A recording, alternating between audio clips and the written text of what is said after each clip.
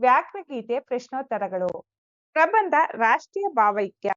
ರಾಷ್ಟ್ರೀಯ ಭಾವೈಕ್ಯ ಪೀಠಿಕೆ. ಭಾರತವು ವೈವಿಧ್ಯತೆಯಲ್ಲಿ ಏಕತೆಯನ್ನು ಸಾರುವ ವಿಶಿಷ್ಟ ರಾಷ್ಟ್ರ. ಇಲ್ಲಿ ವಿವಿಧ ಭಾಷೆಗಳು, ಧರ್ಮಗಳು, ಸಂಸ್ಕೃತಿಗಳು ಮತ್ತು ಸಂಪ್ರದಾಯಗಳ ಜನರು ಸಾಮರಸ್ಯದಿಂದ ಬದುಕುತ್ತಾರೆ. ಈ ವೈವಿಧ್ಯತೆಯೇ ನಮ್ಮ ಶಕ್ತಿ ಮತ್ತು ಹೆಮ್ಮೆ. ಈ ಎಲ್ಲ ಭಿನ್ನತೆಗಳ ನಡುವೆಯೂ ನಾವೆಲ್ಲರೂ ಭಾರತೀಯರು ಎಂಬ ಭಾವನೆ, ಒಗ್ಗಟ್ಟು ಮತ್ತು ಪರಸ್ಪರ ಗೌರವವನ್ನು ಬೆಳೆಸಿಕೊಳ್ಳುವುದೇ ರಾಷ್ಟ್ರೀಯ ಭಾವೈಕ್ಯ. ಇದು ಕೇವಲ ಒಂದು ಘೋಷಣೆಯಲ್ಲ, ಬದಲಿಗೆ ದೇಶದ ಪ್ರಗತಿ ಮತ್ತು ಸುಸ್ಥಿರತೆಗೆ ಅಡಿಪಾಯವಾಗಿದೆ. ವಿಷಯ ವಿವರಣೆ. ರಾಷ್ಟ್ರೀಯ ಭಾವೈಕ್ಯ ಇಲ್ಲದೆ ಯಾವುದೇ ದೇಶ ಸುಭದ್ರವಾಗಿರಲು ಸಾಧ್ಯವಿಲ್ಲ. ಜಾತಿ, ಧರ್ಮ, ಪ್ರದೇಶ, ಭಾಷೆ ಇತ್ಯಾದಿ ಭಿನ್ನತೆಗಳ ಆಧಾರದ ಮೇಲೆ ಸಮಾಜ ವಿಭಜನೆಯಾದರೆ ಅದು ದೇಶದ ಏಕತೆಗೆ ದೊಡ್ಡ ಸವಾಲಾಗಿ ಪರಿಣಮಿಸುತ್ತದೆ. ಭಾವೈಕ್ಯತೆಯು ಈ ಬಿರುಕುಗಳನ್ನು ಮುಚ್ಚಿ ರಾಷ್ಟ್ರವನ್ನು ಬಲಪಡಿಸುತ್ತದೆ. ಒಗ್ಗಟ್ಟಾದ ಸಮಾಜವು ಮಾತ್ರ ಅಭಿವೃದ್ಧಿಯ ಪಥದಲ್ಲಿ ಸಾಗಲು ಸಾಧ್ಯ.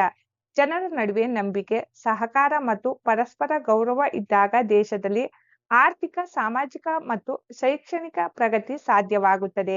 ರಾಷ್ಟ್ರೀಯ ಭಾವೈಕ್ಯತೆಯು ಜನರನ್ನು ಒಂದೆಡೆ ತಂದು ಸಮಾನ ಗುರಿಗಳತ್ತ ಸಾಗಲು ಪ್ರೇರೇಪಿಸುತ್ತದೆ ಮತ್ತು ದೇಶದ ಆಂತರಿಕ ಭದ್ರತೆಗೆ ಭಾವೈಕ್ಯತೆ ಅತ್ಯಗತ್ಯ.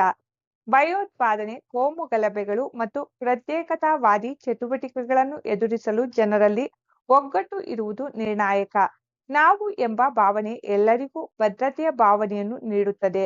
ಒಗ್ಗಟ್ಟಾದ ಮತ್ತು ಪ್ರಬಲ ರಾಷ್ಟ್ರವನ್ನು ವಿಶ್ವ ವೇದಿಕೆಯಲ್ಲಿ ಗೌರವಿಸಲಾಗುತ್ತದೆ. ನಮ್ಮ ವೈವಿಧ್ಯತೆ ಮತ್ತು ಅದರ ನಡುವೆ ನಾವು ಸಾಧಿಸಿರುವ ಏಕತೆ ಇಡೀ ಜಗತ್ತಿಗೆ ಒಂದು ಮಾದರಿಯಾಗುತ್ತದೆ. ಉಪಸಂಹಾರ. ರಾಷ್ಟ್ರೀಯ ಭಾವೈಕ್ಯ ಎಂಬುದು ಕೇವಲ ಒಂದು ಸಿದ್ಧಾಂತವಲ್ಲ, ಅದು ನಿರಂತರವಾಗಿ ಪೋಷಿಸಬೇಕಾದ ಮತ್ತು ಕಾಪಾಡಿಕೊಳ್ಳಬೇಕಾದ ಒಂದು ಸಕ್ರಿಯ ಪ್ರಕ್ರಿಯೆ. ನಮ್ಮ ಪೂರ್ವಜರು ನಮಗೆ ಬಿಟ್ಟು ಹೋಗಿರುವ ಈ ಶ್ರೀಮಂತ ವೈವಿಧ್ಯತೆಯ ಪರಂಪರೆಯನ್ನು ಕಾಪಾಡಿಕೊಳ್ಳುವುದು ನಮ್ಮೆಲ್ಲರ ಆದ್ಯ ಕರ್ತವ್ಯ. ಪ್ರತಿಯೊಬ್ಬ ನಾಗರಿಕನು ದೇಶದ ಪ್ರಗತಿಯಲ್ಲಿ ತಮ್ಮ ಪಾತ್ರವನ್ನು ಅರ್ಥ ಮಾಡಿಕೊಂಡು ಪರಸ್ಪರ ಸಹಬಾಳ್ವೆಯಿಂದ ಬದುಕಿದಾಗ ಮಾತ್ರ ಭಾರತವು ವಿಶ್ವಗುರುವಾಗಿ ಹೊರಹೊಮ್ಮಲು ಸಾಧ್ಯ.